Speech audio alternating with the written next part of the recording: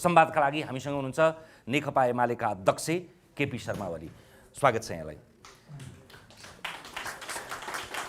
तपाईँ आफैमा इतिहासमा अध्यात्ममा आफ्नो विधा त छँदैछ, त्यसबाहेक अरू थुप्रै कुरामा तपाईँ जुन व्यस्ततामा जुन रस्साकसीमा र जस्तो अवस्थामा हुनुहुन्छ त्यसका बावजुद पनि तपाईले चाहिँ सायद तपाईका लागि त्यो 48 घण्टा हुन्छ होला एउटा दिनमा, अरूका लागि 24 घण्टा हुन्छ भने तपाईको त्यो ती पक्ष र पाटाहरूको त्यो अध्ययन र सिंगावलोकन हेर्दाखेरि आज जुन दिनमा हामीले संवाद गरिरहेका छौँ, राजनैतिक इतिहासका दृष्टिकोणले 1997 असार 9 गतेको यो दिन पर्सा दिवस कतिको महत्त्वपूर्ण दिन हो, त्यो महत्त्वलाई हामीले त्यही रूपमा बुझ्न सकेका छौँ कि छैनौँ?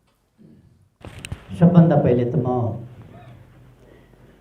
महेश्वर शर्माज्यू, अरविन्द रिमालज्यूलाई हामीले सम्मान गरेका छौँ। म फेरि एकपल्ट सम्मान व्यक्त गर्न चाहन्छु र उहाँहरूप्रति अत्यन्तै गहिरो र हार्दिक आभार व्यक्त गर्न चाहन्छु। उहाँहरूले हामीलाई नेपाली समाज अगाडि बढाउन मार्गदर्शन गर्नेहरूमध्येका व्यक्तिहरू उहाँहरू पनि हुनुहुन्छ र आज उहाँहरू हाम्रो सामु हुनुहुन्छ। यो हाम्रा निम्ति खुसीको कुरा हो र गर्वको कुरा हो। म उहाँहरूलाई नमन गर्न चाहन्छु। यस दिवसको सन्दर्भमा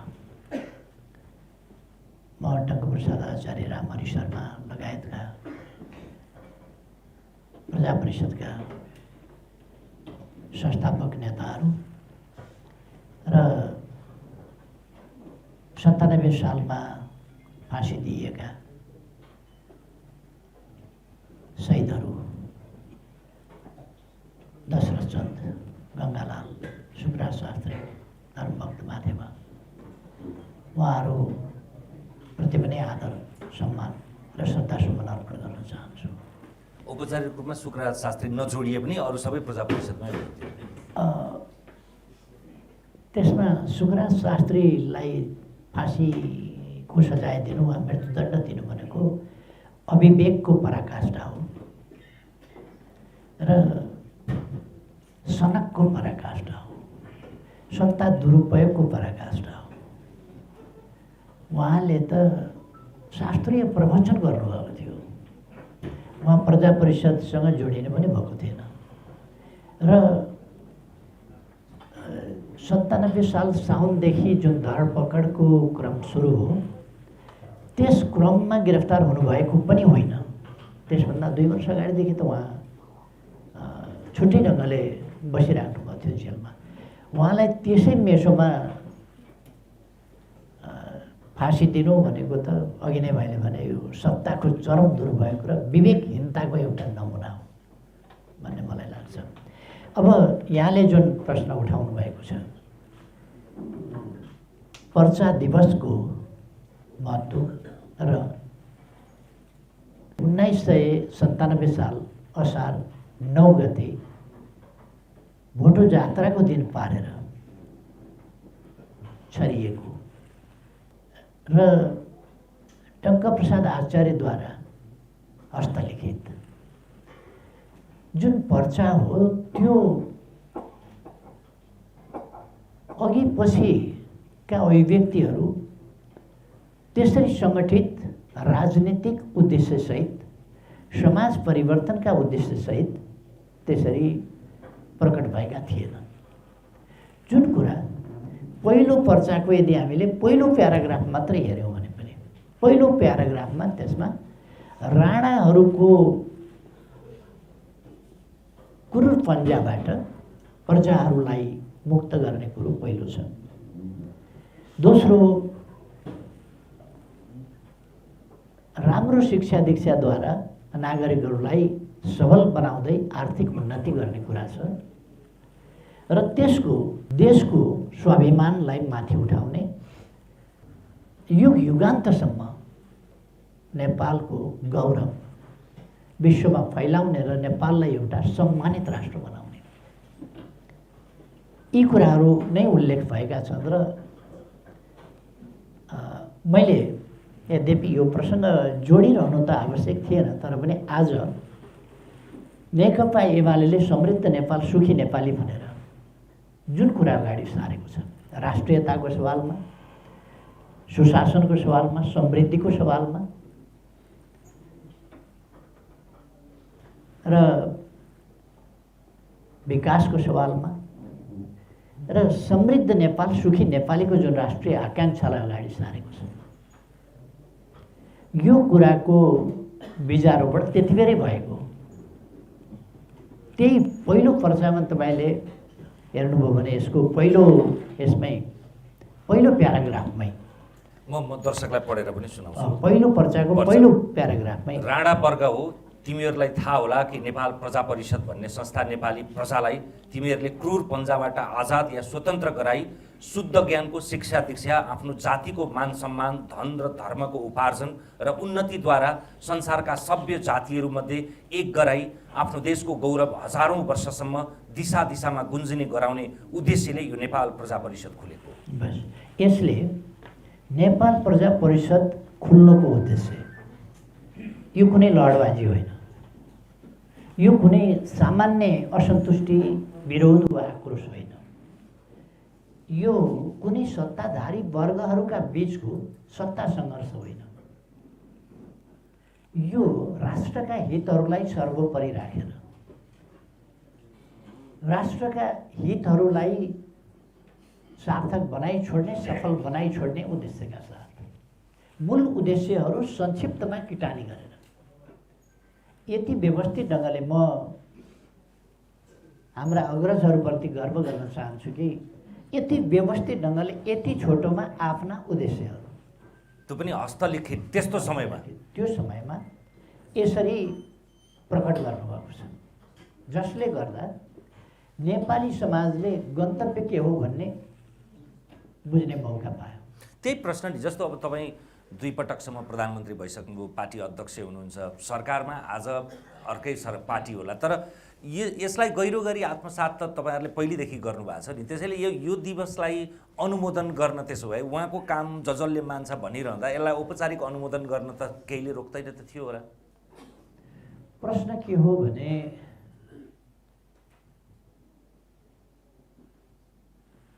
प्रजा परिषदको स्थापना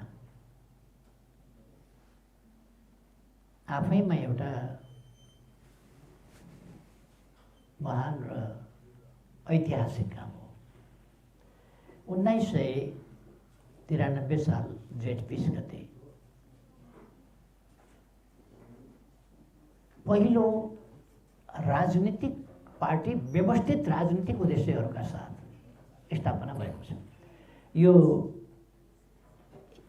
एउटा प्रकारको विद्रोह, अर्को प्रकारको विद्रोह जस्तो मात्रै कुरा नभएर यो सामाजिक परिवर्तनका उद्देश्यहरू, राजनीतिक परिवर्तनका उद्देश्य, आर्थिक परिवर्तनका उद्देश्य, राष्ट्रिय हितहरूको रक्षा सम्वर्धनका उद्देश्य, राष्ट्रिय सार्वभौम सत्ताको, स्वाधीनताको, स्वतन्त्रताको त्यसको संरक्षण र सम्वर्धन र जनतालाई समृद्ध बनाउने आकाङ्क्षाहरू,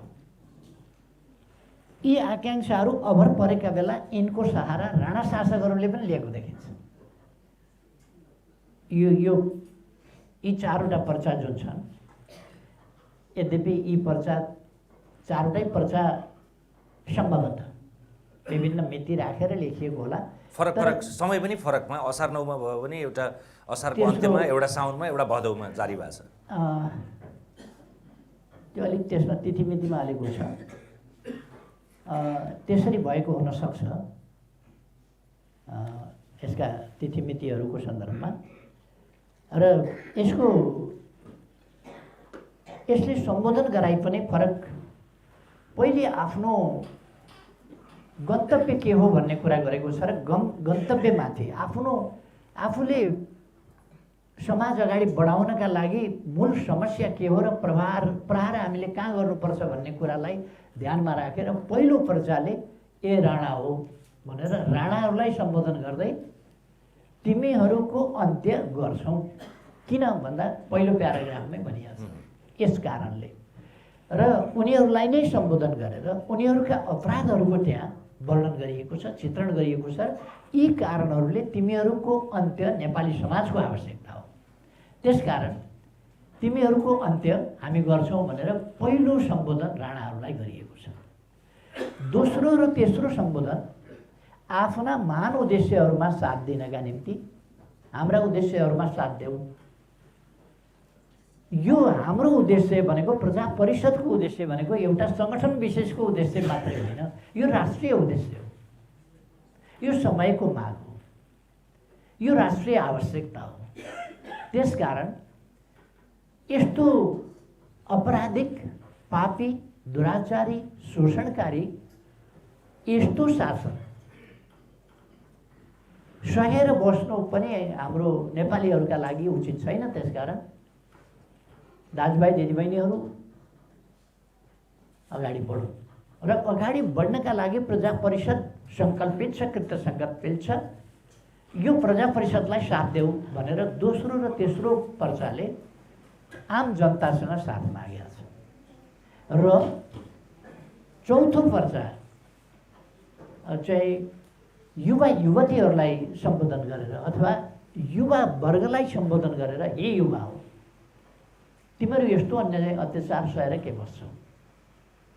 त्यसकारण तिमीहरू प्रजा परिषदले सुरु गरेको आन्दोलन साधारणतया भन्दाखेरि आन्दोलन गर्ने युवाहरूले हो, आन्दोलनकारी विचार ल्याउने पनि युवाहरूले हो, आन्दोलनकारी विचार बोक्ने सङ्गठन सुरु गर्ने पनि युवाहरूले हो, र त्यसलाई गतिशील ढङ्गले अगाडि बढाउने पनि युवाहरू। एक प्रकारले टङ्कप्रसाद आचार्य पनि युवा थिए, 1969 मा जन्मिएको भनेपछि। अवश्य सबै युवा हुनुहुन्थ्यो। त यस्तोमा युवाहरूको सामाजिक परिवर्तनमा, आन्दोलनमा महत्त्वलाई ध्यानमा राखेर उहाँहरूले चौथो पर्चामा युवाहरूलाई प्रेरित, उत्साहित गर्न र प्रजा परिषदको उद्देश्य र प्रजा परिषदले अगाडि बढाएको आन्दोलन यसमा सहभागिताका लागि आह्वान गर्नुभएको छ। अर्को एउटा अचम्मको कुरा के रहेछ भने यो प्रजा परिषदमा राजा त्रिभुवन आफैले उहाँको अङ्गरक्षक धर्मभक्त माथेमा मार्फत म पनि प्रजा परिषदमा आबद्ध हुन चाहन्छु भनेर उहाँले 4000 रुपियाँ लेवी तिरेर प्रजा परिषदको सदस्य पनि हुनुभएको रहेछ।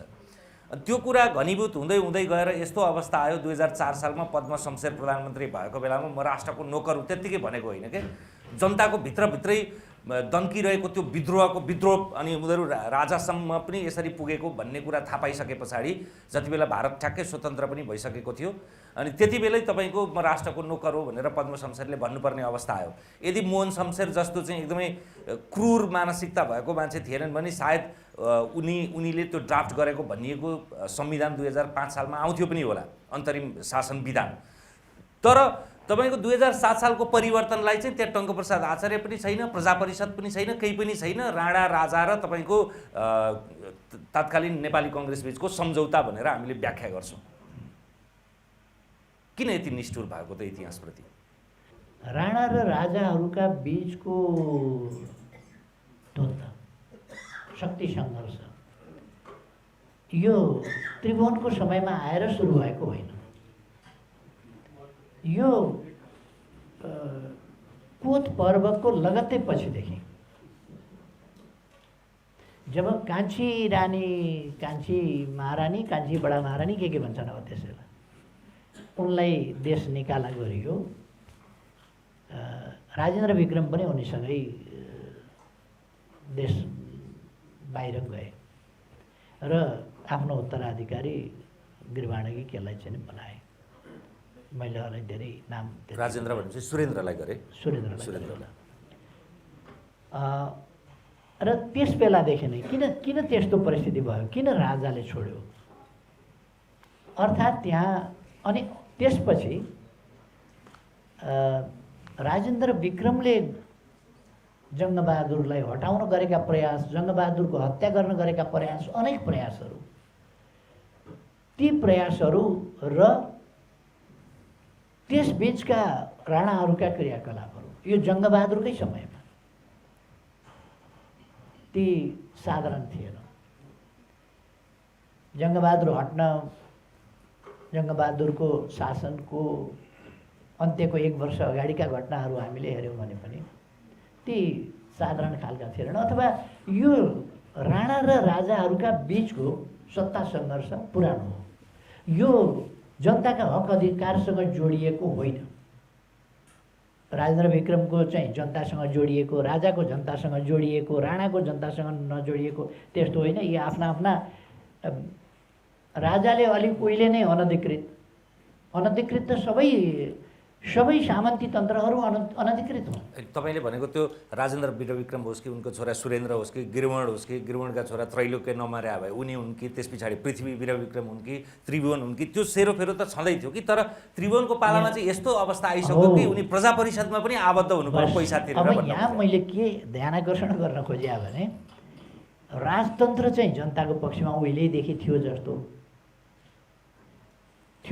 नि। अनि कोत पर्व राणाको पक्षमा, भण्डारखाल पर्व त राजाकै पक्षमा गर्न खोजेको थियो होला नि, अझ रानीको डिजाइन थियो त्यो त थियो होला नि। यी जनताका पक्षमा भन्ने नै कुराहरू होइन। त्यति बेला जनताका पक्षका होइन, उनीहरूको सत्ता सङ्घर्षको कुरो थियो एउटा चाहिँ। अब अर्को त्यो सत्ता सङ्घर्ष यसरी हुँदै गयो कि त्रिभुवनको समयमा आइपुग्दा त एक ढङ्गले भन्यो भने त्रिभुवनलाई त बन्दी बनाएको स्थिति भयो नि। बन्दी बनाएको जस्तो स्थितिबाट बन्दी हुनभन्दा उन्मुक्ति त जसले पनि खोज्ने भयो। त्यसकारण त्रिभुवनले त्यति बेर गरेका कामहरू राजा भएको छ, जहाँ सही गर भन त्यहाँ गर्नुपर्छ, जहाँ लालमोहर लगा भन्न त्यहाँ लगाउनुपर्छ। जस्तो हामीले 4 जनालाई फाँसी दिने कुरामा त्रिभुवनको लालमोहरको बारेमा कति सही कति गलत, तर इतिहासकारहरूले जे ल्याउनु भएको छ त्यसलाई हामीले मान्दा पनि त्रिभुवनले यो सबै गर्न, तिमीहरूलाई आफ्ना जानीय शासन चलाउन, लुटमार गर्न, वीरता दिन, यो गर्न त्यो गर्न, केही गर्न चाहिँ मेरो लालमोहर मेरो सहमति चाहिएन। अहिले फैसला सुनाउने बेला मेरा नाउँमा सुनाउने, मृत्युदण्डको फैसला सुनाउने बेलामा, कडा सजाय सुनाउने बेला मेरा नाउँमा सुनाउने, अनि फाँसीको सजायमा मेरो हस्ताक्षर खोज्ने। त्यति भने पनि त आखिर गर्न त पर्यो, बाध्य बनाएर। त्यस स्थितिमा आफ्नै छातीमा पिस्तोल टेकाएर आफ्नै घर खानतलासी गरेर, नागरिकको घर खानतलासी गर्न पनि लोकतन्त्रमा त खानतलासी पुर्जी चाहिन्छ। त्यहाँ त अचानक गएर त्यहाँका हात हतियार निकालेर आदि यस्ता कुराहरू भएको अवस्थामा राजा राजाको रूपमा थिएन, राजा एउटा धरौटीको रूपमा थियो। त्यसकारण त्यस्तो धरौटी बस्नभन्दा त्यसबाट मुक्त हुन उनी पनि चाहन्थे। यसर्थ त्यो लडाइँ यस्तो पुगेको थियो, त्रिभुवनको समयमा त यस्तो बिन्दुमा पुगेको थियो कि राजतन्त्र रहेरहोस् नरहोस्, तर राणातन्त्र चाहिँ समाप्त होस्। यिनीहरूको त अति नै भयो, ज्यादती नै भयो। ममाथि यस्तो छ भने जनतामाथि कस्तो छ भन्ने स्थितिमा पुग्यो र त्यो आक्रोश सभाहरूमा देखिन्थ्यो र राणाहरूको बदतमिजी त्यो पनि सभाहरूमै देखिन्थ्यो, राजाहरूको निरीहता सभाहरूमा देखिन्थ्यो र कहिले कहिले आफ्नो दृष्टिकोण सभाहरूमा राखेको पनि देखिन्थ्यो। यसरी एउटा यस्तो बिन्दुमा पुग्यो कि राजाले पनि अब जनताको सहारा नलिई, प्रजाको सहारा नलिकन सेनाले सहारा दिने अवस्था पनि रहेन त्यति बेला। अहिले पछि आएर महेन्द्रले शाही सेना भनेर धुमधाम मचाए पनि त्यति बेला त शाही सेना होइन कि जो शासनमा छ त्यसकै सेना रहेछ नि त। त्यसकारण पछि महेन्द्रले शाही सेना आदि इत्यादि भनेर गर्यो। त्यो त्यस बेला शाही सेना होइन, त्यो नेपाली सेनै हो, तर सेनाले साथ त दिएन। यस्तो अवस्थामा जनताको साथ चाहियो र एउटा सम्भावित विद्रोह, दुनियाँमा आइरहेको परिवर्तन, त्यो ठ्याक्कै दोस्रो विश्वयुद्ध पनि समाप्त भएको थियो, बेलायतको उपनिवेश पनि पतनमुख थियो, भारतमा पनि ठ्याक्कै त्यो मैले भनेको 2004 सालमा त के अरे स्वतन्त्र भइसकेको थियो, त्यो कालखण्ड थियो। तर त्यसको श्रेय चाहिँ काहीँ न काहीँ टङ्कप्रसाद अथवा प्रजा परिषदले पाउनु पर्थ्यो, त्यसको नाम किन नभएको भन्ने। तपाईँले एकदम राम्रो कुरा उठाउनु। त्यसलाई अलिकति अगाडिदेखि हेर्नुपर्छ जस्तो लाग्छ मलाई। टङ्कप्रसाद आचार्यलाई 3 साल अन्तिममा जुन नेपाली राष्ट्रिय काङ्ग्रेस गठन गरियो, गणेशमान सिंहको आग्रहमा, गणेशमानजीको आग्रह त प्रजा परिषदै नाम राख्नुपर्छ भन्ने थियो, तर त्यसमा बिपीले मान्नु भएन। त्यसमा बिपी कोइराला सहमत हुने सम्भावना थिएन र त्यसमा सहमत हुँदा बिपी कोइरालाले टङ्कप्रसादलाई नेता स्वीकार्नु पर्थ्यो। त्यसको क्रक्स त्यहाँनिर थियो, अथवा भू राजनीतिको क्रक्स पनि केही थियो होला, आउँदो हो, तर त्यहाँसम्म पुग्नै पर्दैन। त्यति गहन विश्लेषणै गर्नु पर्दैन कि प्रजा परिषद नै छँदै थियो, त्यसलाई पुनर्गठन गरेर वा त्यसलाई सबलीकरण गरेर जाँदाखेरि हुन्थ्यो नि त। प्रजा परिषद गठन भयो, त्यसले पर्चा छर्यो, त्यसले काम गर्यो, त्यसले त्यस्तो सयौँ मान्छेहरू जेलमा बसे, कालकोठरीमा बसे, गोलघरमा बसे, मृत्युदण्ड पाए, अनेक मान्छे जेलमा मरे।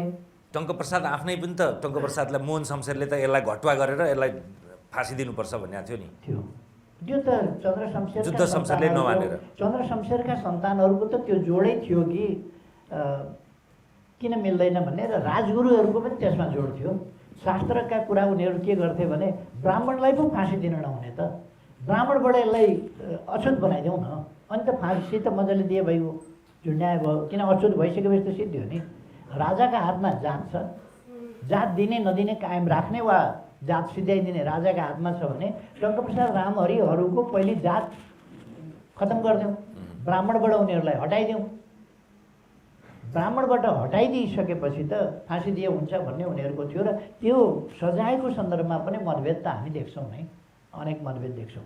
यहाँ म के भन्न खोज्दै थिएँ भने नेपालका जुन सङ्गठनहरू प्रजा परिषदभन्दा पछि भने, खास गरेर 1 सालमा 2 सालमा जुन सङ्गठनहरू बने, 3 सालमा जुन सङ्गठन बने, अखिल भारतीय नेपाली राष्ट्रिय काङ्ग्रेस यो गठनको समय होस्, त्यस बेला त त्यहाँ गोपाल प्रसाद हिमालहरूले, केदारमान भेथितहरूले, साहना साधना प्रधानहरूले विभिन्न प्रकारका सङ्गठनहरू बनाएका थिए र गङ्गालाल श्रेष्ठ,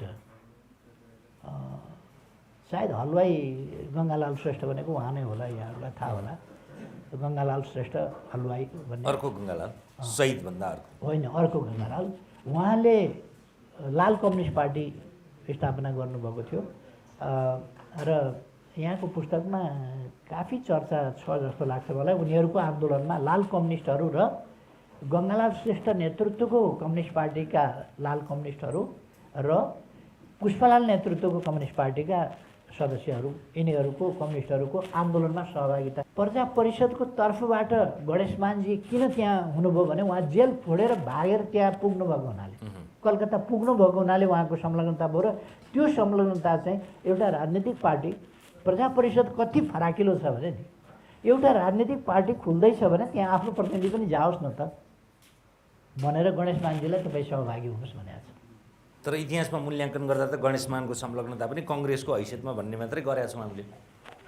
त्यो त अन्यायपूर्ण छ, टेढोमेढो छ। काङ्ग्रेसी इतिहासलाई काङ्ग्रेसीकरण गरिहाल्छ। इतिहास चाहिँ तथ्यमा आधारित हुनुपर्ने, अलिकति फरक खालको छ त्यो।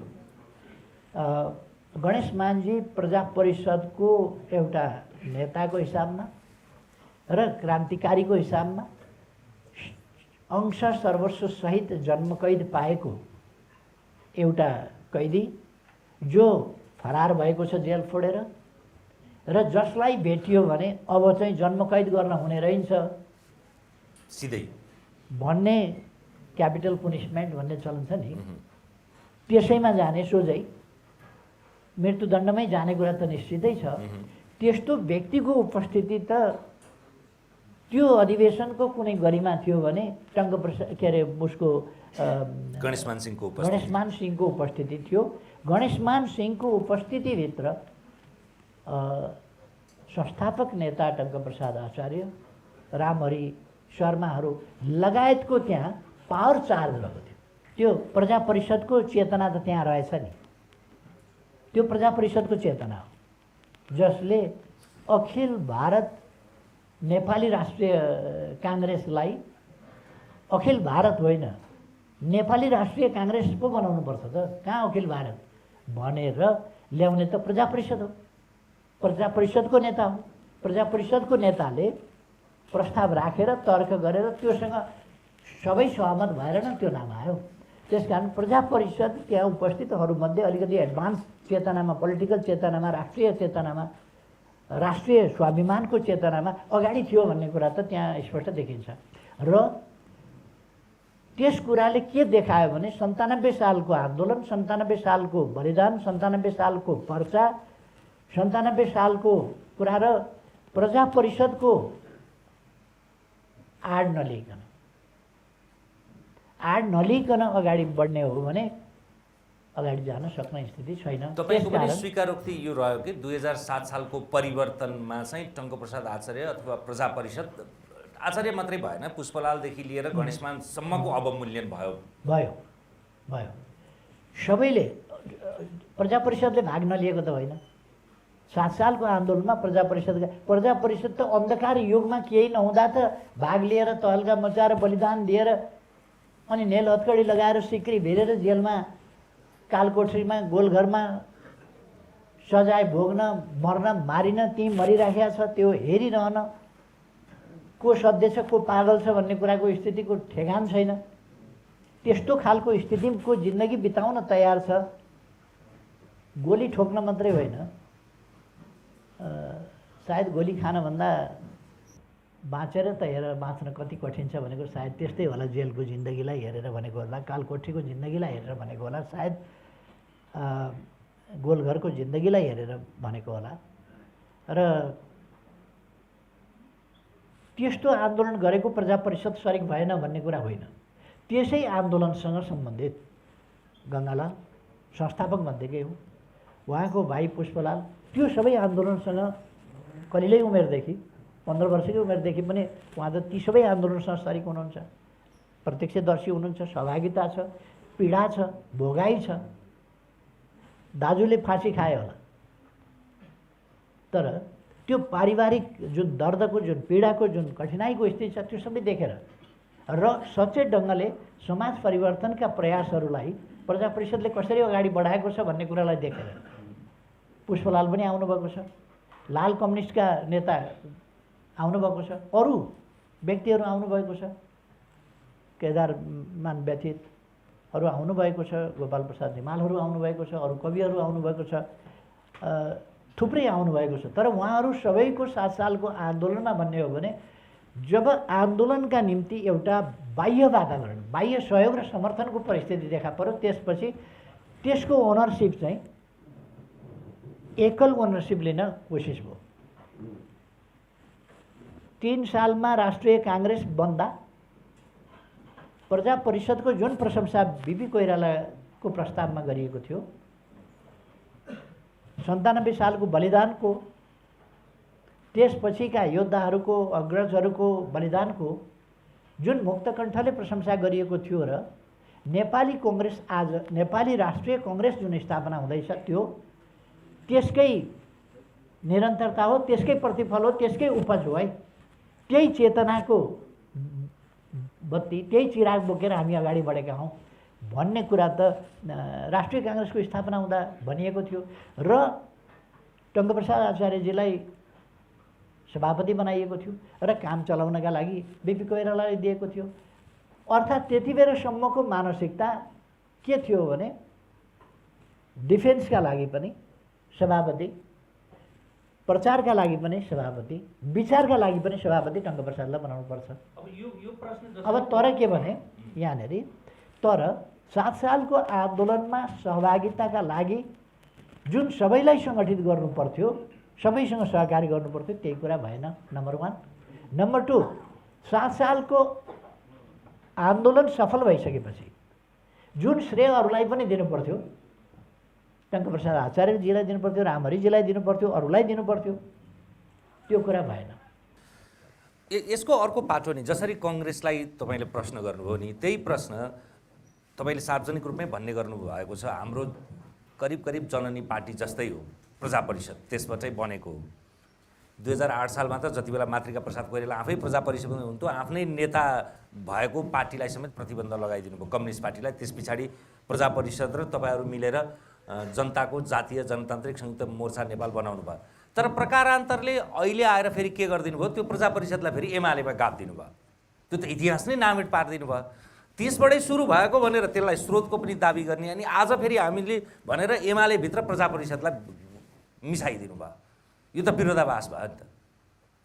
प्रजा परिषदलाई अरूले सम्मान गर्दैनन् त म भन्दिनँ, तर म चाहिँ कम सम्मान कसैभन्दा कम सम्मान चाहिँ गर्दिनँ, अधिक सम्मान गर्छु। अस्तित्वै नामेड भयो, अब कसरी सम्मान हुने? यही अलिकति तपाईँलाई यहाँ अलिकति पत्रकारिता लाग्यो जस्तो लाग्यो है। म पत्रकारकै हैसियतमा छु नि। अब कुरा के हो भने यो प्रजा परिषद नामले बाँच्ने कि उद्देश्यले बाँच्ने? एकपल्ट कार्ल मार्क्सले पेरिस कम्युन जब 72 दिनपछि ध्वस्त भयो, त्यसपछि भने पेरिस कम्युन ध्वस्त हुन सक्छ, तर पेरिस कम्युनका उद्देश्यहरू फेरि फेरि बौरिरहन्छन्, फेरि फेरि बाँचिरहन्छन्। म के भन्छु तपाईँलाई भने प्रजा परिषदका उद्देश्यहरू अमर छन्, अजर छन्, ती बाँचिरहन्छन्। उद्देश्य बाँच्ने बचाउने कुरा हो, कसो गर्दाखेरि उद्देश्य बाँच्ने बचाउने कुरा भन्ने कुरा हो।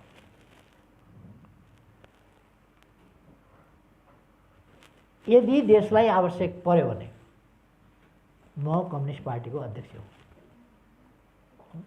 देशलाई आवश्यक पर्छ भने उद्देश्यहरू जीवित राखेर उद्देश्यहरूलाई सफल बनाएर उद्देश्यहरूलाई सफल बनाउनका लागि कम्युनिस्ट पार्टीको पनि नाम परिवर्तन गर्न सकिन्छ, छोड्न सकिन्छ। देश ठुलो, देशका लागि हामीले काम गर्ने हो र हाम्रा उद्देश्यहरू महान हुन्। समृद्ध नेपाल, सुखी नेपाली। प्रजा परिषदले त्यही शब्द भनेन, तर त्यही सार तत्त्व मैले पहिलो प्याराग्राफ भने, पहिलो पर्चाको पहिलो प्याराग्राफ, त्यसमा उद्देश्यहरू छन्। ती उद्देश्य त्यहाँ म भन्दैछु, ती उद्देश्य बोक्ने कसले? प्रजा परिषद एक ढङ्गले 97 सालपछि यस्तो दमन भयो, केहीको हत्या, केही जेलमा, त्यो त अकल्पनीय दमन भयो, जसले गर्दाखेरि प्रजा परिषद झन्डै झन्डै समाप्तिको स्थितिमा गयो। त्यस स्थितिबाट फेरि प्रजा परिषदलाई जगाइयो पछि गएर, र प्रजा परिषद पछाडि पार्ने जस्तो 7 सालको आन्दोलनभन्दा पछि तपाईँले अघि प्रश्न गर्नुभएको थियो कि संयुक्त सरकार बनाउँदा नेपालको राजनीतिक पार्टीका संस्थापक, प्रथम संस्थापक एउटा पार्टीको होइन, नेपालको राजनीतिक व्यवस्थित राजनीतिक पार्टीको प्रथम संस्थापक, राजनीतिक व्यवस्थित विचार र परिवर्तनका विचारहरूको, यहाँ राणा फाल्ने मात्रै कुरा छैन। राणा फाल्ने त दशरथ चन्द्रका हजुरबाहरूले, दशरथ चन्दका हजुरबाहरूले पनि कोसिस गर्नुभएको थियो। राणा शासन आउने बित्तिकै गोर्खामा गोर्खाली राजामाथि हमला हुने, गोर्खाली राजालाई चाहिँ सीमित गर्ने कुराले पनि रियाक्सन पैदा भएको थियो, गोर्खा विद्रोहहरू भएको थियो, अरू हिसाबले पनि भएका थिए। यो मात्रै कुरा होइन, देशमा परिवर्तन ल्याउनका लागिको एउटा समग्र वैचारिक पक्ष अगाडि सार्ने भनेको टङ्कप्रसाद आचार्य नै भन्नुपर्छ, दशरथ चन्द नै भन्नुपर्छ। पहिलो व्यक्तिहरू उहाँहरू नै हो। उहाँहरूको किन दशरथ चन्द त मारिनु, टङ्कप्रसाद आचार्य त जीवित हुनुहुन्थ्यो, र टङ्कप्रसाद आचार्यलाई संस्था बनाएर त्यो संस्था बाहिर निकाल्नु पर्यो नि, कोठाबाट बाहिर निकाल्नु पर्यो नि, समाजमा देखाउनु पर्यो नि। त्यो संस्था देखाउन त टङ्कप्रसाद आचार्य आजीवन कारावासको सजाय भोगेर गोलघरमा बसिराखेका टङ्कप्रसाद आचार्यलाई अगाडि सार्नु परेको थियो त। भने शासन चलाउने बेलामा किन गरिएन, किन उहाँलाई अगाडि सारिएन, किन उहाँलाई देखाइएन? वास्तवमा टङ्कप्रसाद आचार्यलाई 7 सालको आन्दोलनको सफलतापछि प्रधानमन्त्री बनाइएको भए देश बेग्लै हुन्थ्यो। त्यो किन भन्न सकिन्छ भने देश यस्तो रणमुल्लमा पर्दैन थियो। त्यसपछि देश कता गयो? अन्डरमाइन गर्ने, अपहेलना गर्ने मात्रै होइन नि, सहयात्री कम्युनिस्ट पार्टीमाथि प्रतिबन्ध लाग्यो।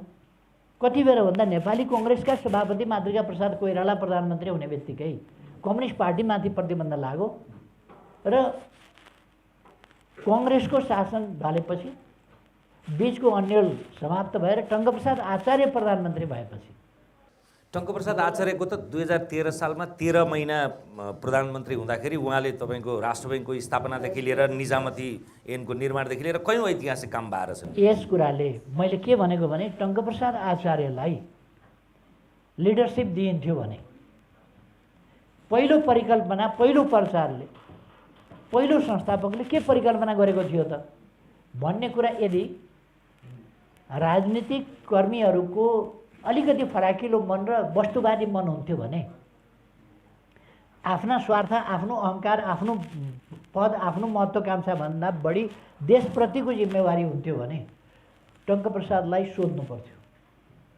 तपाईँ सरकारको नेतृत्व गरिदिनुहुन्छ? अथवा त्यो पनि दिल्लीमै कुरा भएछ, मोहन शमशेरलाई बनाइयो, त्रिभुवनलाई फिर्काइयो। त्रिभुवनले अन्तिम कालमा जस्तो खालको आफ्नै गद्दीको हितको लागि होला, तर त्रिभुवनले जुन प्रजा परिषदसँग मिलेर, जनतासँग मिलेर जान्छु भन्ने खालको जुन कबुल गरेर त्रिभुवनको 2007 साल फागुन 7 गतेको घोषणासम्म जुन सकारात्मक, अब त्यसभन्दा पछि त म खासै सकारात्मक देख्दिनँ त्रिभुवनको, 2007 साल फागुन 7 गतेको घोषणासम्म चाहिँ त्रिभुवनको सकारात्मकता रह्यो। मोहन शमशेरलाई उनले कम्प्रोमाइज गरे, बाँकी रक्तपातको स्थिति भिडन्तलाई छोडेर कम्प्रोमाइज गरे र उनलाई केही अवधिको लागि आवधिक प्रधानमन्त्रीको रूपमा राखियो। त्यस बेला त्यस्तै भयो भने जब लोकतान्त्रिक शक्तिहरूको हातमा शासन आउँछ भने त्यति बेला टङ्कप्रसादजीलाई सोध्नु पर्थ्यो। तर एउटा यथार्थ के हो भने त्रिभुवनका हातमा पनि मोहन शमशेर पछि प्रधानमन्त्री कसलाई बनाउने भन्ने कुरा त्रिभुवनकै हातमा पनि थिएन। फेरि पनि यथार्थ त्यो त्रिभुवनको हातमा थियो भन्नु होला कि भनेर त्रिभुवन मार्फत भन्न आँटेको थिएँ मैले, तपाईँले आफै स्वीकार। र नेपालका राजनैतिक शक्तिहरूले स्पष्टताका साथ अडान लिएको भए राजनैतिक शक्तिहरूको सिफारिसमा प्रधानमन्त्री नियुक्त हुन्थ्यो, राजाद्वारा होइन।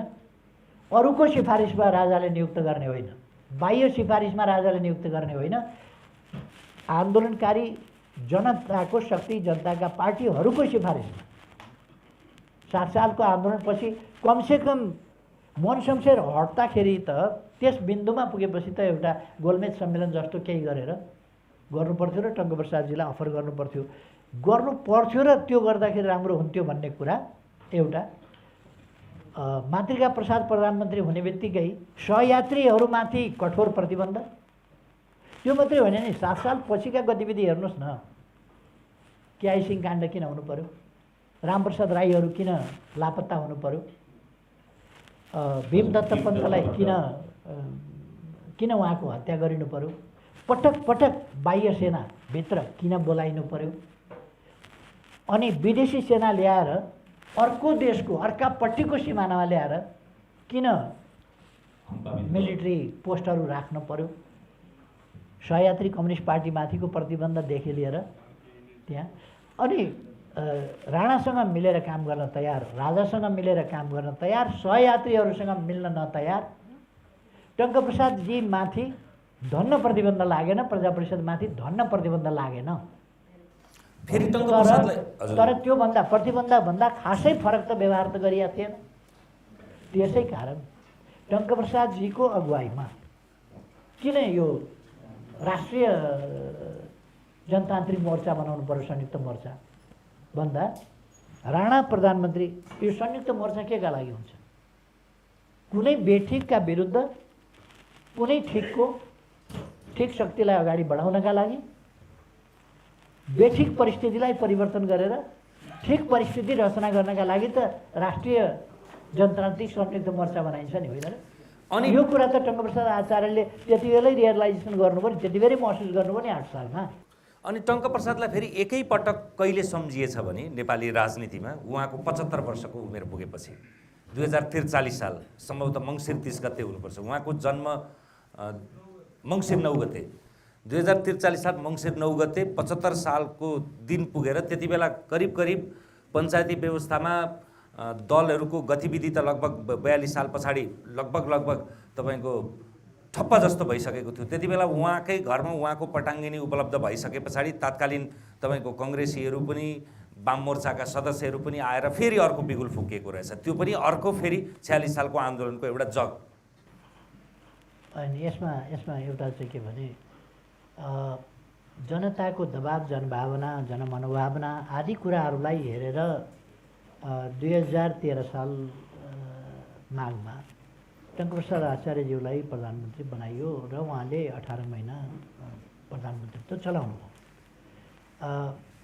एउटा के देखिन्छ भने टङ्कप्रसाद आचार्यजीको विचार, उहाँको विचारअनुसार बनेको सङ्गठन बाह्य प्रभाव बिना आफ्नै मूलको पानी, त्यो नेपाली आवश्यकतामा नेपाली धरतीबाट जन्मिएको विचार हो र नेपाली धरतीमा गठन भएको संस्था हो। बाह्य प्रभाव बिना साथ सहयोग प्रोत्साहन कसैको पनि छैन। यदि हामीले सङ्गठनहरू त्यसरी निर्माण भएको हेऱ्यौँ भने र आन्दोलनको सिर्जना भएको हेऱ्यौँ भने दुईटा आन्दोलन त्यस्ता खालका अत्यन्तै यो अर्ग्यानिक नेपाली देख्छौँ। एउटा 97 सालको प्रजा परिषद, 93 सालको प्रजा परिषद, अर्को 2027 सालको झापा। त्योभन्दा बिचमा अरू आन्दोलन पनि छ, जयतु संस्कृतम पनि, जयतु संस्कृतम छ, त्यस्ता छन्। तर जयतु संस्कृतम खुदै के भने प्रजा परिषदकै प्रतिफल हो र जयतु संस्कृतम चाहिँ पछि त्यसले अलिकति सङ्गठित रूप लियो, तर त्यो खासै सङ्गठनभन्दा पनि एउटा मुभमेन्ट हो जयतु संस्कृतम। अब राजनीतिक उद्देश्यका साथ गन्तव्य तोकेर बनेका सङ्गठनहरूमा चाहिँ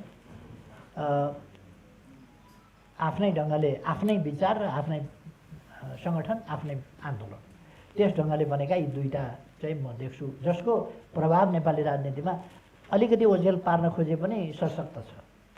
अब मैले यहाँनिर तपाईँलाई 43 सालमा मात्रै टङ्कप्रसादजीलाई सम्झियो भन्ने भन्दा एकपल्ट चाहिँ के विचार गर्नुपर्छ भने यो 13 सालमा फेरि टङ्कप्रसादजीलाई सम्झियो। त्यो त तपाईँहरूले भन्दा पनि राजा महेन्द्रले सम्झ्या भन्ने। राजा महेन्द्रले किन सम्झिन्छन्? किन सम्झिन्छ राजा महेन्द्रले? राजा थिए, प्रधानमन्त्री। एउटा कुरा तपाईँलाई भनौँ, नेपाली कङ्ग्रेसको राष्ट्रपति रामवरण यादवजी हुनुहुन्थ्यो, उहाँले मलाई प्रधानमन्त्री नियुक्त गर्नुभयो। त्यो फरक सन्दर्भमा यो रामवरण यादवले मलाई प्रधानमन्त्री कम्युनिस्ट पार्टीको नेतालाई किन गर्नुभयो त? सम्माननीय विद्यादेवी भण्डारी राष्ट्रपति हुनुहुन्थ्यो, शेरबहादुर देउवाजीलाई प्रधानमन्त्री नियुक्त गर्नुभयो, किन गर्नुभयो त? यो राष्ट्रपतिको, यो राजाको संविधानको जग र 7 सालको संविधानको जग चाहिँ राजालाई कुनै कम्पल्सन थिएन। त्यो त कम्पल्सन केले बनायो भने जनभावनाले बनायो। त्यो सन्दर्भ मोहन शमशेर हटिसके, राणा शासनको अन्त्य भइसक्यो। अब नेपाली कङ्ग्रेसका नेताहरू मध्ये प्रमुख सभापतिलाई नै प्रधानमन्त्रीत्व दिइयो। त्यसले परिणति के ल्यायो त? अवस्था के ल्यायो त? त्यसले ल्याएको अवस्था भनेको त द्वन्द्व, भिडन्त। त्यसपछिका अवस्था के भयो?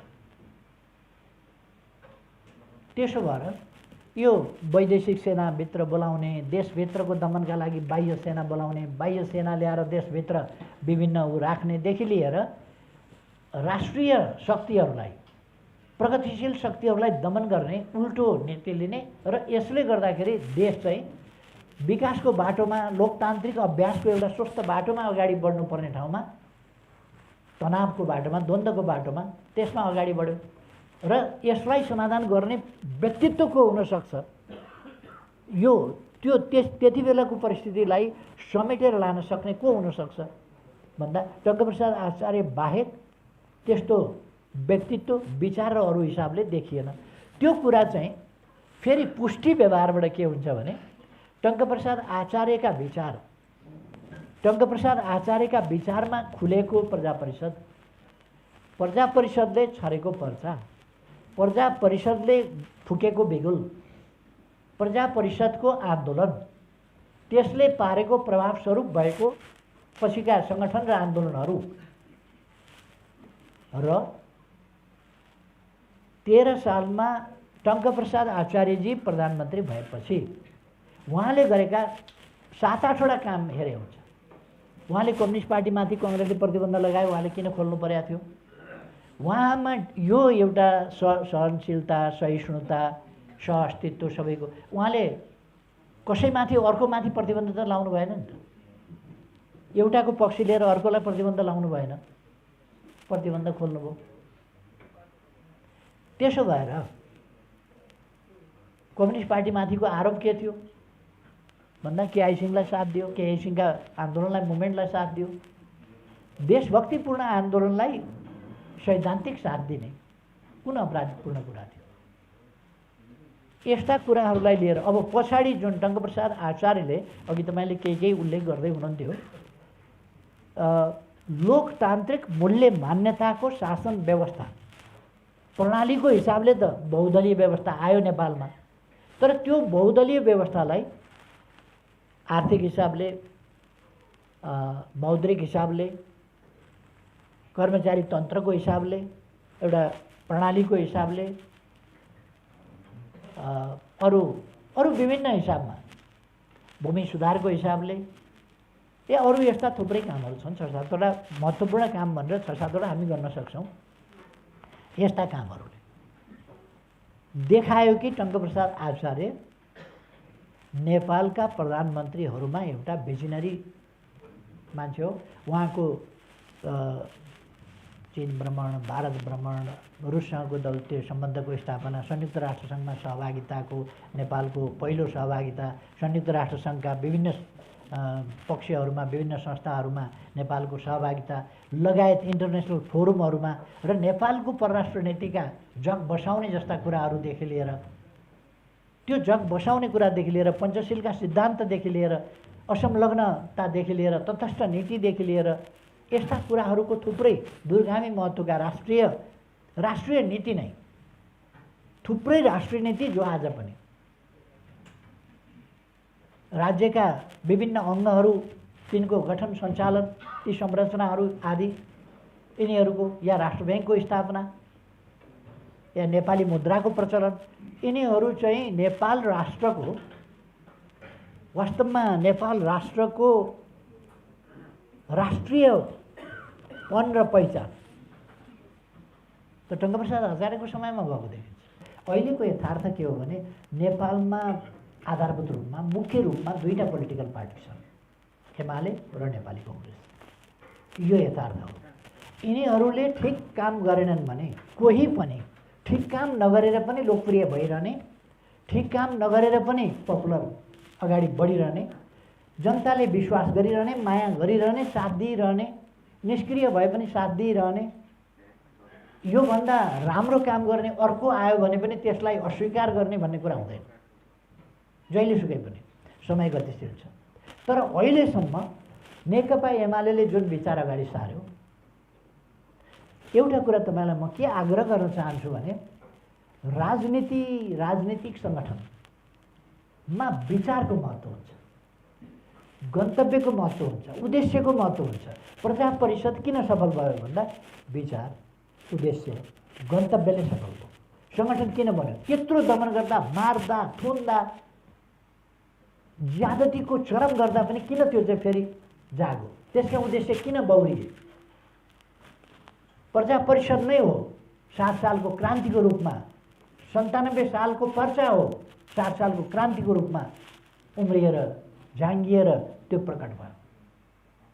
त्यसकारण विचार चाहिन्छ। अहिले म के धन्यवाद भन्न चाहन्छु भने युवाहरूमा राजनीतिप्रति व्यापक फ्रस्ट्रेसन छ भन्ने कुरा पोरपरारसम्म 1 वर्ष अगाडिसम्म 2 वर्ष अगाडिसम्म मान्छेहरूको मुखमै के थियो भने युवाहरूले राजनीतिलाई घृणा गर्न थाले, युवाहरूको राजनीतिमा फ्रस्ट्रेसन छ आदि इत्यादि भन्ने। त्यो कुरा सत्य होइन। अझ युवाहरू कति भने पार्टीमा सङ्गठित हुन नपाएर सम्पर्कमा पनि छैनन् नि त। धेरै युवाहरू त सम्पर्कमै छैनन्, पार्टीहरू त्यहाँ पुग्न सकेका छैनन्, पार्टीहरूले सक्रियता देखाउन सकेका छैनन्, आफ्ना विचार सही विचारहरू छन् भने पनि त्यहाँ सम्प्रेषित गर्न सकेका छैनन्, त्यो विचारमा उनीहरूलाई सहमत गराएर आबद्ध गर्न सकेका छैनन्। त्यो पोलिटिकल पार्टीहरूको कमजोरी हो। त्यस्तो छिटफुट भएका ठाउँमा आफै सङ्गठित हुन कोसिस गरेका छ। यो स्वाभाविक हो नि, डेमोक्रेसीमा युवाहरूमा राजनीतिप्रतिको त्यो आकर्षण छ भने ठिक छ। अब एउटा कुरा तपाईँलाई भनौँ, अलिकति समयमै 2-3 महिनामा एउटा कुरा त फेरि ठिक्रिन थाल्यो नि त। स्वतन्त्रको जमाना आयो भने अनि स्वतन्त्र पनि पार्टी नभई हुँदैन है भनेर स्वतन्त्रहरूको पार्टी भनेर पार्टी भएपछि म पनि त स्वतन्त्रै हो नि, परतन्त्र छु र पराधीन छु र छैन नि त, म पनि स्वतन्त्र हो। अब स्वतन्त्र त्यो फरक कुरा, दुईटा कुरा हो। स्वतन्त्रहरूले आफै फेरि के अरे पुनरावेदन गरिसकेका छन् भनेपछि मुद्दा हालिसकेका छन्, यो खारेज हुनुपर्छ भनेर निर्वाचन आयोगमा भनिसकेका छन्। स्वतन्त्र अर्कै आयाम हो, तपाईँले सङ्केत गर्नुभएको राजनैतिक दल अर्कै आयाम हो। स्वतन्त्रको उभार मुर्जाको छैन होला। होइन, तपाईँले चाहिँ के बुझ्नुहोस् भने नि, स्वतन्त्रहरूको एउटा लहर आयो अनि युवा त अलिकति एम्बिसन युवामा हुनु अस्वाभाविक होइन क्या। युवामा अलिकति एम्बिसन छ। एम्बिसन्स युवाहरूले यस भलमा आएका माछा चाहिँ मैले समाउन सक्छु कि त हो, यो चाहिँ सही तर्क हो भन्ने हिसाबले चाहिँ अनि यो स्वतन्त्रहरूलाई पनि किन छरिन दिने। आफूसँग एउटा मिडिया छ, यताउता छ, मिडियाबाट चिनिएको पनि छ। यस भललाई छोपेर ठ्याक्क अब एम्बिसन कतिसम्म पुग्यो भने पुग्नु स्वाभाविक हो। कहिले कहिले त्यस्तो हुन्छ, तर अधिनायकवादमा प्रायः त्यस्तो हुन्छ, डेमोक्रेसीमा हुँदैन। अधिनायकवादमा बाइफ्लोक पनि अनेक चिजहरू आउँछन्। बाइफ्लोक, म कसैलाई अपमान गर्न चाहन्न, कहीँ खेलाडी आउँछ, कहीँ कलाकार आउँछ, कहीँ के आउँछ, एकछिनका लागि आउँछ, तर त्यसले देशलाई ड्राइभ गर्छ त। विचार हुन्छ उसँग व्यवस्थित विचार हुन्छ, त्यो विचार बोक्ने सङ्गठन हुन्छ, त्यस सङ्गठनलाई गतिशील बनाउने शैली हुन्छ त्योसँग। त्यसकारण हाम्रोमा पत्रकारिताको आकर्षकै जागिर होला छोडेर राजनीतिमा तिमीहरू राजनीतिक कर्मीहरू भनेको नालायक हौ भनेर हामी जस्ता लायकहरू देश दुनियाँ बुझेका भनेर आएका साथीहरू अहिले त के भनेदेखि थोत्रो फालिएको राजतन्त्रको यसो उत्खनन गर्न पुगेका छ नि त वैचारिक हिसाबले। अथवा विचार बिनाको राजनीति के हुन्छ भने त्यस्तो हुन्छ क्या, त्यस्तो भइदिन्छ। अब कहिले कहिले यस्ता कुराहरू आउँछन् क्या, नयाँ शक्ति निस्किन्छ। तर्सिनु भएको छैन त्यसबाट? कसैले देश बनाउँछ, मभन्दा अर्कोले राम्रो देश बनाउँछ भने तर्सिनु पर्ने कि खुसी हुनुपर्ने?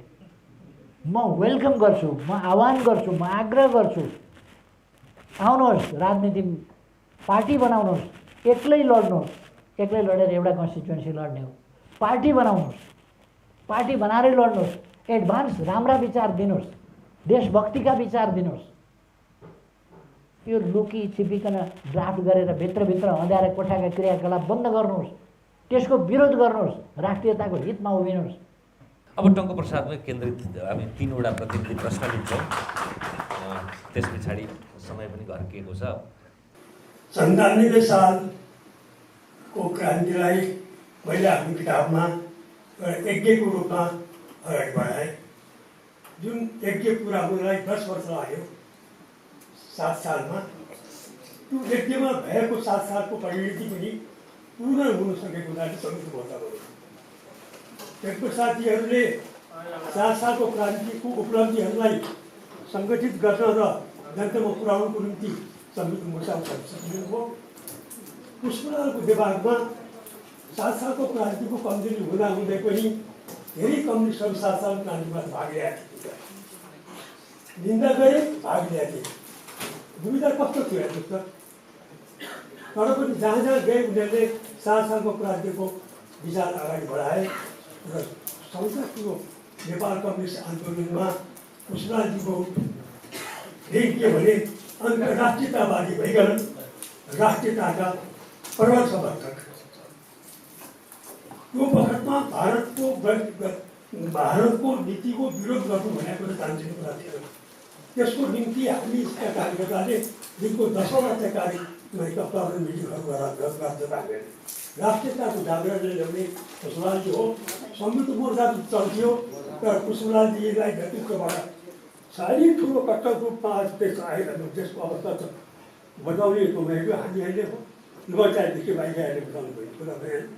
आज यत्रो ऐतिहासिक दिनमा यत्रो समाजको रूपमा यत्रो क्रान्तिकारी साथीहरूको बिचमा के भन्ने मलाई सिमाना मिचिएका छन्, त्यसको खोजी छैन। एउटाले चाहिँ ठिक छ भनेर भन्यो भने अर्कोले बेठिक भन्छ। यहीँका पार्टीहरू चाहिँ त्यस्तै स्थितिमा छन्। एउटाले अब अरूको ग्रुपमा हेऱ्यो भनेदेखि बाह्य प्रभावमा कुनै पनि पार्टी चाहिँ परेको हुँदैन। अब यहाँ कस्तो छ भनेदेखि अब एउटा चाहिँ सिमाना मिचिएको छ एक ठाउँमा, त्यहाँ कसैले विचार गर्यो भने अर्कोले त्यसको विरोध गर्छ। राष्ट्रिय सवालमा सर्वप्रथम यहाँका चाहिँ पार्टीहरूको धारणा एउटा हुनुपर्छ। त्यो धारणा एउटा भयो भने मात्रै ठिक छ। अरू कुरामा चाहिँ आफ्नो सिद्धान्त हुन्छ, आफ्नो विचार हुन्छ, ती सबै कुरा आन्तरिक कुराहरू हुन्छन्। त्यो चाहिँ बाह्य प्रभावमा पर्ने जुन परिपाटी छ, त्यो परिपाटी जबसम्म यहाँका पार्टीहरूले छोड्न सक्दैनन् तबसम्म नेपालले चाहिँ राम्रोसँग साथ गर्न सक्दैन। जुन किसिमले यहाँ विचारहरू व्यक्त गरियो त्यसमा चाहिँ म आभारी छु। र एउटा कुरो म इतिहासकार हुँ, त्यसले गर्दा मैले इतिहासलाई हेर्ने मेरो आफ्नो दृष्टिकोण हुन्छ। एउटा राजनैतिक कार्यकर्ताको ती घटनाहरूलाई हेर्ने आफ्नो दृष्टिकोण हुन्छ। त्यो दृष्टिकोणमा सहमत हुनुपर्छ भन्ने पनि छैन। तर जुन राजनैतिक चेत राखेर आज हाम्रा ओलीजीले जुन अभिव्यक्तिहरू गर्नुभयो त्यसको लागि म आभार गर्छु र उहाँका ती विचारहरूलाई फेरि म कुण्ठित गर्न पनि चाहन्न। धन्यवाद। पर्चा दिवस मनाउँदै गर्दा मलाई किन चाहिने गान्धीजीको सम्झना आयो। गान्धीजीको साल्ट मार्च अथवा डन्डी मार्च 1930 को सम्झना आयो। त्यो इतिहास सबैलाई थाहा छ। त्योभन्दा भयङ्कर जटिल परिस्थितिमा यो पर्चा निस्केको छ। त्योभन्दा भयङ्कर लामो समयसम्म गहिरोसम्म यसले नेपालको राजनीतिलाई प्रभाव पारिराखेको छ। तर इतिहासमा यसलाई सम्झने हाम्रा विद्यार्थीहरूले युवाहरूले सम्झने सम्झाउने कमै हुन जान्छ भएको देखिन्छ। त्यसैले यो पर्चा पहिलो पर्चाको महत्त्व भनेको एउटा नयाँ उद्घोष थियो कि अब चाहिने परिवारले देश सञ्चालन गर्ने अथवा शासनमा परिवर्तन गर्ने युग समाप्त हो, अब जनताको युग आयो भन्ने उद्घोष थियो। पार्टी चाहिँ नि गठन भएको थियो तर पार्टीलाई आजभोलि घोषणा सभा भन्छन् नि त्यो रूपमा पर्चा चाहिँ पार्टी आइसकेको छ, जनताको शक्ति आइसकेको छ, जनताको युग भइसकेको छ भन्ने उद्घोष थियो। त्यसैले यो पर्चा दिवसबारे आज यो आयोजना गरिदिएको मलाई खुसी लागेको छ। अहिले चाहिँ नि मुलुकलाई सञ्चालन गर्ने, मुलुकको भविष्य देखाउने, मुलुकलाई चाहिँ नि कुन बाटोतिर लैजाने कसरी लैजाने भन्ने कुनै शक्ति छ भने यो दुईटा पार्टी नै हुन्, नेपाली काङ्ग्रेस र एमाले। दुईटा पार्टी बिच चाहिँ नि कस्तो सम्बन्ध रहन्छ र दुईटा पार्टीले अरूहरूसँग कसरी चाहिँ सञ्चालन गर्छन् त्यसले नेपालको राष्ट्रियता, नेपालको विकास र नेपालको लोकतन्त्रलाई प्रभावित पार्नेछ। तसर्थ यो ठुलो जिम्मेवारी रहेको छ। म केपी ओलीज्यूलाई आजको सन्दर्भमा उहाँ पनि सहमत हुनुहुन्छ भन्ने मैले देखेको छु। आजको सन्दर्भमा यो दुईटा पार्टीहरूले अहम भूमिका निर्वाह गर्नुपर्छ। भोलि अर्को पार्टी उत्पन्न होला, मैले चाहिँ यो निकट भविष्यको निम्ति मात्रै कुरा गरिराखेको छु। सन्दर्भ यो इतिहास यो आज यसलाई पुनर्जीवन भनौँ, यसलाई सायद पुनर्जीवन दिएको दिन हो। यो सुरुवात पनि होइन, अन्त्य त हुँदै होइन।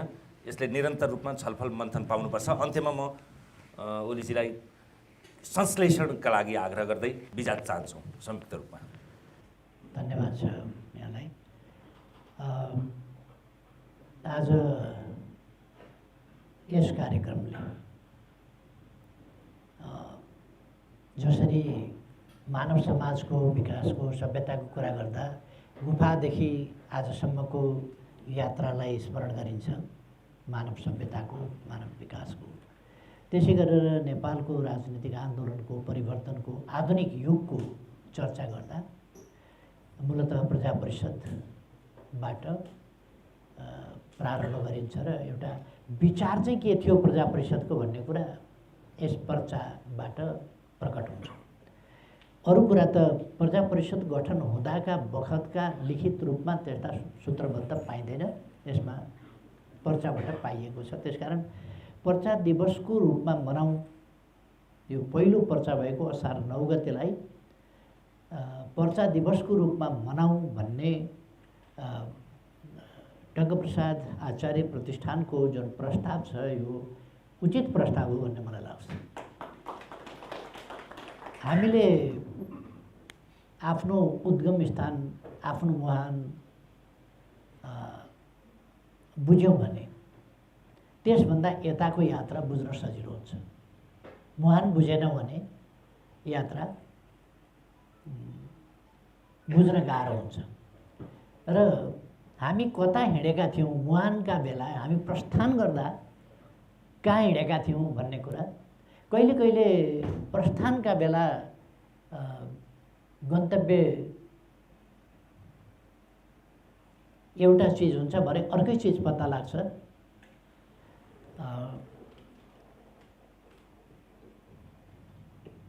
यस्तो नयाँ संसार पत्ता लागेको भनेर अमेरिका पत्ता लगाउँदाखेरि त्यो नाभिकलाई त्यस्तै भएको थियो। उनले त संसार परिक्रमा गर्न हिँडेको एउटा नयाँ संसारै पत्ता लगायो।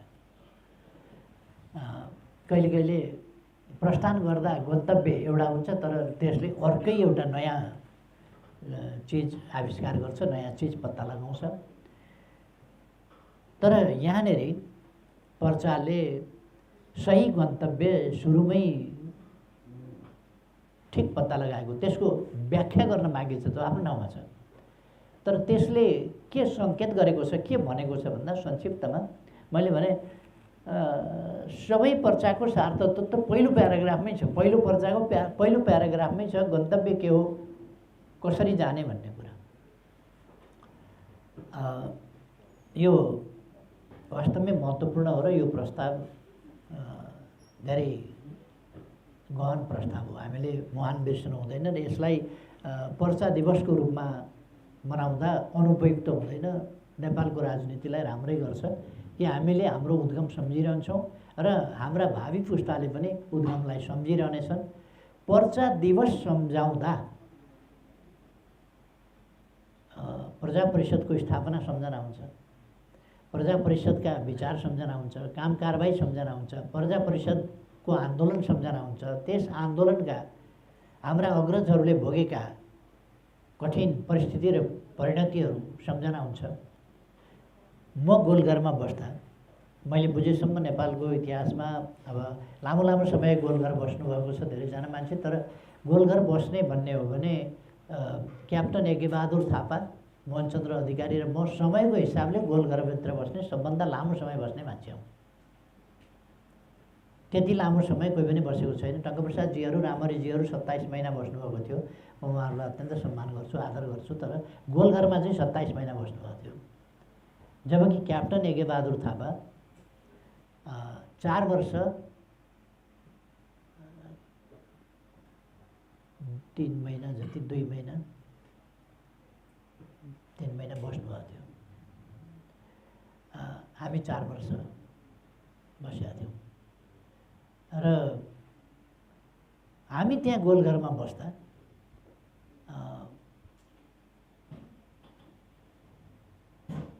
उहाँको पुस्तकमा पनि उल्लेख छ, होइन रामहरिजीको पुस्तकमा, उहाँकै पुस्तकमा, रामहरिजीको पुस्तकमा वगेर मरिहालिन्छ भन्ने लाग्थ्यो भनेर। त्यस्तो गरेर उहाँहरू बाँचेर आउनुभएको हुनाले हामीलाई प्रेरणा हुन्थ्यो। उहाँहरूको त कुनै प्रेरणा थिएन नि। हाम्रो अगाडि त बलिदानको इतिहास थियो, बलिदान दिएको इतिहास थियो। हामीले दशरथ चन्द पढ्यो भने दशरथ चन्दका हजुरबाहरू राणा शासनको विरोधमा विद्रोह गरे बापत मारिनु भएको थियो। नेपालमा पहिलो शहीद को भन्ने बडा जटिल छ, अहिले पनि प्रश्न अलिक जटिल छ। मैले एकपल्ट बोलेँ कि अछामका बाघावीर हुन् कि, किनभने लखन थापाभन्दा 28 वर्ष अगाडि उनको हत्या गरिएको थियो, राणाहरूले गिरफ्तार गरेर मारेका थिए। त्योभन्दा कति अगाडि मारिएका थिए वा कति पछाडि मारिएका थिए दशरथ चन्दका हजुरबाहरू। त्यो अलिकति खोजेको अलिकति राम्ररी हेऱ्यो भने त भ्याइन्छ, तर अब हामीहरू पनि व्यस्त हुन्छौँ, त्यस्तोमा अलिक कन्सन्ट्रेट भएर लाग्न पनि इतिहासविदहरू जस्तो हामी धेरै कन्सन्ट्रेट भएर धेरै खोजिनिति गर्न भ्याउँदैन, फेरि अरू कामहरूले छोप्छ, अरू जिम्मेवारीहरूले छोप्छ, त्यस्तो भइदिन्छ। तर त्यो पनि विवादको विषय हुनसक्छ, खोज्नुपर्छ। जब क्रूर शासकहरू शासनमा पुग्छन्, भित्रभित्रै हत्या गरिनेदेखि लिएर खुलेआम हत्या गरिनेदेखि लिएर फाँसीको सजाय दिएर हत्या गरिनेदेखि लिएर फाँसी घोषणै नगरिकन फटाफट हत्या गरिदिनेसम्मका र यसरी के भने राजनीतिक कारणले देशका लागि जनताका लागि शहादत प्राप्त गर्ने, न्यायका लागि शहादत प्राप्त गर्ने यस्ता अनेक व्यक्तिहरू हुन सक्नुहुन्छ। अब उहाँहरू हामीले जानेकै थुप्रो भयो, 4 जना शहीदहरू त हामीले जानेकै कुरा भयो। त्यसभन्दा अगाडि मकैको खेती भनेर कोही जेल परेका, कोही लाइब्रेरी काण्डमा जेल परेका, कोही केमा जेल परेका, कोही राणा शासनको विरोध गर्दाखेरि जल समाधि सामूहिक रूपमा लिएर बितेका वीर वीराङ्गनाहरूका इतिहास हामीले पढेका जानेका हुनाले हामीलाई जेल बस्न सजिलो हो। अनि अर्को कुरा के थियो भने अहिलेको उमेरमा जेल बसेको भए म त्यति साहसिक हुन्न थिएँ कि, किनभने उहाँहरूका अगाडि उमेरको के कुरा गर्ने। मेरो एकजना भतिज पढ्नुहुन्थ्यो, अनि कहिले कहिले भेटाउँदा सोध्नुहुन्थ्यो, काका 8 सालमा जन्मिनु भएको होइन भनेर सोध्नुहुन्थ्यो। अब मैले भन्थेँ म 8 सालमा जन्मेको। फागुनमा जन्मिनु भएको होइन? फागुनमा जन्मेको। काका जन्मिएको साल अगाडि फागुनमा काका जन्मिनु भएछ, असारमा मैले कम्युनिस्ट पार्टी खोलेर सचिव भएको थिएँ यहाँ, अनि पछि फागुनमा काका जन्मिनु भएछ भनेर उहाँहरूसँग मैले कुरा गर्दा त्यस्तै हुन्छ। मेरो बुवाभन्दा 1 वर्ष कान्छो हुनुहुन्छ। अर्थात् मैले इतिहासका कुराहरूमा तपाईँहरूसँग आफ्नो कुनै जानकारी राख्नु वाञ्छनीय हुँदैन। कति मात्रै भने हामी चाहिँ हाम्रो अगाडि प्रेसिडेन्ट्स थियो नि, हाम्रो अगाडि दृष्टान्त थियो कि यसरी मृत्युदण्ड पाएर पनि, जस्तो आजकल ओम शान्ति भन्छ नि मान्छे, ओम शान्ति भन्दाखेरि म सुखराज शास्त्रीलाई मृत्युदण्डको सजाय सुनाइदा ओम शान्ति भनेर उनले चाहिँ त्यसलाई स्वीकार गरेको, ओम शान्ति भनेर त्यसलाई स्वीकार गरेको कुराको याद आउँछ। अहिले पनि कसैले ओम शान्ति भन्दाखेरि त्यस शब्दको नेपाली अर्थ चाहिँ बहुतै गहन छ। एउटा बलिदानलाई स्वीकारेर समाज परिवर्तनको एउटा यात्रामा शरीक हुने कुरासँग सम्बन्धित छ भन्ने जस्तो एउटा प्रेरणादायी शब्द जस्तो लाग्छ। ओम शान्ति मैले पनि भन्छु, किनभने यो सुखराज शास्त्रीले पनि भन्नुभएको थियो। कतिपय मान्छेहरूले, हामीले आजको समयमा आजका पोलिटिकल लिडरहरूले, आजका राजनीतिक कार्यकर्ताहरूले ओम शान्ति जस्ता कुराहरू बोल्यो भने छक्क पर्छ, यो धार्मिक सार्मिक यताउतापट्टि लाग्यो कि क्या हो भनेर। तीमाथि तपाईँहरू जस्तो कम्युनिस्ट नामको पार्टी यो यसमा छुट्टै छलफल गर्नुपर्छ, यसलाई अहिले नमिसाउँ। बुद्ध के भन्थे, सुकरात के भन्थे, अरू धेरैले के भन्थे, यसको विद्वान भएका मान्छे र विद्वता भएका मान्छे र नभएका मान्छेहरूका बिचको भेद हो, कम्युनिस्ट र अकम्युनिस्टका बिचको होइन। प्रकृति जीवन र जगत बुझेका मान्छे र नबुझेका मान्छेहरूका बिचको भेद मात्रै हो यो। त्यसैले यो कुनै अरू बातसँग होइन, फिलोसफिकल कुरा हो यो। त्यसमा त्यतापट्टि नजाउँ। जे होस्, हामीसँग त्यो हाम्रा अग्रजहरूको आदर्शले हामीलाई जेल बस्न प्रेरणा दिन्थ्यो र 14 वर्ष म पनि जेल बसेँ। आरामैसँग बस्यो। कागज गर भन्थे, गङ्गालाल सम्झना आउँथ्यो, यसो कागज गरेर मन्त्री खान जान भन्थे। मुद्दा लगाए अलिअलि, ती मुद्दा सिद्धिए, बिना मुद्दा थुन्या छ, बिना मुद्दा थुनेर राखेको छ, कागज गर भन्ने। अनि मैले भन्थेँ कागज तिमीहरूले गर्ने कि मैले गर्ने?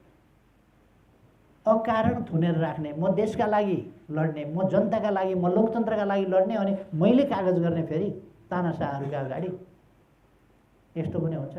अन्तिम अवस्थातिर त्यो जेल जीवनको अन्तिम घडीतिर मैले रासन पाउँदाखेरि सिग्नेचर गर्नुपर्छ, मैले रासन बुझेँ भने त्यो पनि छोडिदिएँ। रासनमा त सिग्नेचर गर्नुपर्छ भने म गर्दिनँ, खाना दिने भए देऊ, नदिने भए नदेऊ। रासनमा सिग्नेचर नगरिकन हस्ताक्षर नगरी फ्रीमा खान्छु, खाना पाउँदैन भने भोकै मर्छु। तर अब यो सही गर कि सही गर भन्दा यति दिक्क भएँ म, अरू साथीहरूलाई त मैले सही गरेँ पुगिहाल्यो। अब मैले चाहिँ त्यहाँ अगुवा भएको हुनाले मेरो सहीमा त सबैको आन्दोलनको इज्जत अड्या छ। अनि म सम्झिन्थेँ माफी माग भनेर अन्तिममा तिग्रामा गोली घुँडामा गोली हान्दाखेरि पनि माफी माग भन्दा नमागेको सम्झिन्थेँ र मलाई त कसैले घुँडामा गोली हानेको छैन, तिग्रामा गोली हानेको छैन, त्यति बेर त माफी माग्दैनन् भने म माफी किन माग्छु? त्यो प्रेरणा हामीलाई हुन्थ्यो। हाम्रा उद्देश्य महान छन्, हाम्रा पूर्वजहरूले देखाएको बाटो महान छ, त्यो हुन्थ्यो र हामी यसरी प्रेरित हुन्थ्यौँ। बिना प्रेरणा उहाँहरू लड्नु गर्थ्यो। सायद उहाँहरूका अरू प्रेरणाहरू थिए होला, हाम्रा लागि त आफ्नै प्रेरणा थिए नि, आफ्नै अग्रजहरू प्रेरणा थिए। हामीले प्रेरणा खोज्न विदेशका उपन्यास पढ्न जानु पर्दैन थियो, या इतिहास पढ्न जानु पर्दैन थियो, अथवा अरू कुनै चिज पढ्न जानु पर्दैन थियो। हाम्रा लागि आफ्नै अग्रजहरू थिए प्रेरणाका स्रोत। त्यसो भएर हामीले हेर्दा हेर्दै हाम्रै साथीहरू लगेर जेल सार्ने न्युमा गोली हानेर मार्ने कामहरू भए। हामीले हेर्दा हेर्दै जेलबाट हामीसँगै राखेका यज्ञ बहादुर थापा, भीमनारायण श्रेष्ठहरूलाई लगेर विधिवत फैसला गरेर फाँसीको सजाय सुनाउने काम भयो र उहाँहरूको हत्या गर्ने काम भयो। यी सबै हामी आँखा अगाडि देखेका थियौँ। हाम्रा अग्रजहरू र हाम्रा सहयोद्धाहरू समेत पनि बलिदानको एउटा कीर्तिमान कायम गरिराखेका छौँ र हामीलाई सङ्घर्षको मैदानमा अगाडि बढ्न सजिलो हुन्थ्यो। र एउटा परिस्थिति निर्माण हुँदो रहेछ कि भयमुक्त हुने, त्यो खालको चाहिँ एउटा मनोविज्ञान बन्दो रहेछ। म आफै पनि उहाँहरूको एउटा शिष्य ठान्छु, म हाम्रा अग्रजहरूको शिष्य ठान्छु र त्यस प्रेरणालाई कायम राखेर अगाडि बढ्नुपर्छ भन्ने ठान्छु। अब हाम्रा अग्रजहरूले पनि महत्त्वपूर्ण विचारहरू व्यक्त गर्नुभएको छ। एउटा अलिकति उहाँले भन्दाखेरि थोरै यो दलाई लामा आएको र वाङदीको घटना चाहिँ 15 वर्ष अघि पछिको 59 को र 74 को हो। त्यस कारण यो ऊ चाहिँ दलाई लामा चाहिँ अरुणाचलतिरबाट प्रवेश गरेर इन्डिया गएको नेपालको बाटो होइन।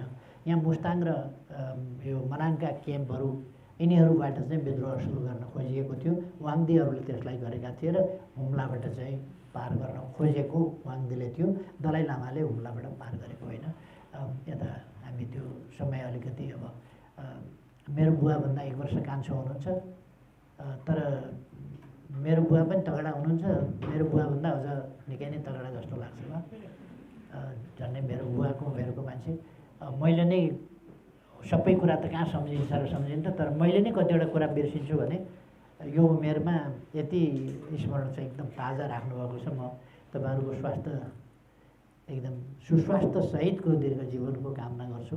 तपाईँहरूलाई हामीले सम्मान गरेका छौँ र यो आज हामीले चर्चा गर्दाखेरि आम रूपमा एउटा इतिहासको उल्टे नपरोस् भन्नका लागि एउटा कुरा चाहिँ राख्न चाहन्छु। यहाँ म महान महिला नेत्री र महान योगदान गर्ने रेवन्त कुमारी, सीता देवी, हसिना देवी लगायतका नेत्रीहरू, जो 97 सालका नेत्रीहरू भन्नुपर्छ, उहाँहरूलाई सम्मान र श्रद्धासुमन भन्न चाहन्छु। त्यसै गरेर त्यसभन्दा लगत्तै पछिको जेनेरेसनै भनौँ, जो पछिसम्म पनि उहाँहरूले बाटो देखाइरहनु भयो, लडिरहनु भयो। उहाँहरू साधना प्रधान, स्नेहलता आदि महिला नेत्रीहरू, उहाँहरूलाई पनि स्मरण गर्न चाहन्छु। र त्यसभन्दा पछि अरू साथीहरू हुनुहुन्छ, उहाँहरू सबैलाई म सम्मान गर्न चाहन्छु। र आज नेपाली समाज जहाँ पुगेको छ यसका निम्ति बलिदान गर्ने र योगदान गर्ने, बलिदान जीवन दिएर मात्रै होइन, जीवन नदिएर पनि अत्यन्त कठिन जीवन बिताएर पनि बलिदान गर्नुभएको छ र योगदान धेरैले गर्नुभएको छ। सबैप्रति सम्मान भाव व्यक्त गर्दै र यस आयोजनाका लागि प्रतिष्ठानलाई टङ्कप्रसाद आचार्य प्रतिष्ठानलाई विशेष धन्यवाद भन्दै र यस कार्यमा योगदान गर्ने सबैप्रति एकदमै सामूहिक कार्यक्रमको आयोजनाका लागि धन्यवाद भन्दै आफ्नो मनाइ टोक्याउँछु। धन्यवाद। समय र संवादका लागि धन्यवाद। म यहाँ देखिरहेको छु, यहाँ देखिने अनुहार सबै मभन्दा प्रकाण्ड हुनुहुन्छ इतिहासमा, संस्कृतिमा, सभ्यतामा, राजनीतिमा, सबै दृष्टिकोणले। यद्यपि मलाई यो संयोग जुर्यो र टेलिभिजन मार्फत हामीलाई हेरिरहने सम्पूर्ण दर्शकहरूलाई पनि नमन भन्दै अहिलेलाई यो कार्यक्रम यही सकिन्छ। नमस्कार।